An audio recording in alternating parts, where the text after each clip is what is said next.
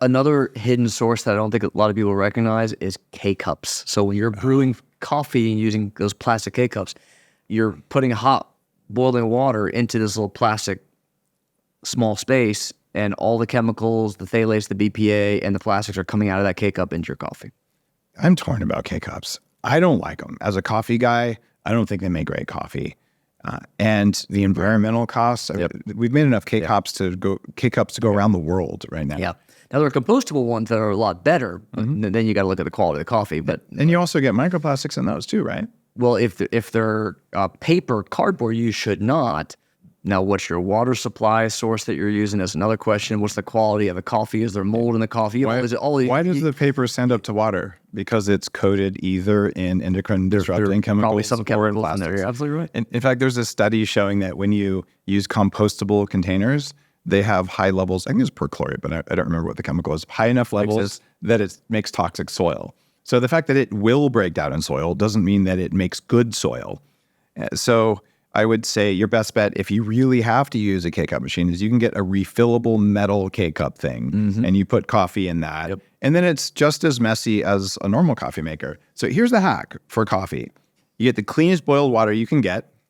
And if you have no equipment, that's okay. Take a relatively big coffee cup, put some coffee in there, about 20 grams for, call it 12 ounces. It could be plus or minus depending on the strength of coffee.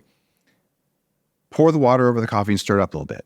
And then shake it around a little bit and just let it sit for about 4 minutes, maybe stir it once or twice. The coffee, if it's finely ground, will just drop to the bottom.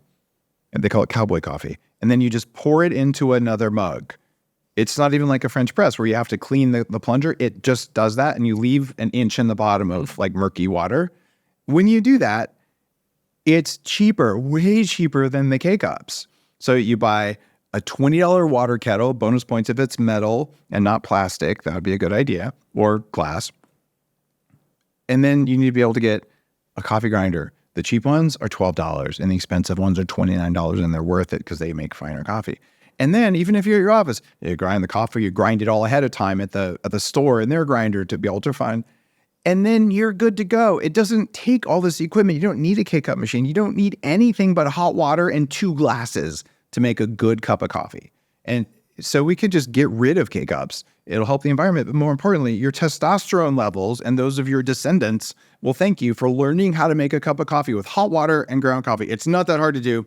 And bonus points if you want to use danger coffee, because it has those trace minerals that help bind to toxins and things in it.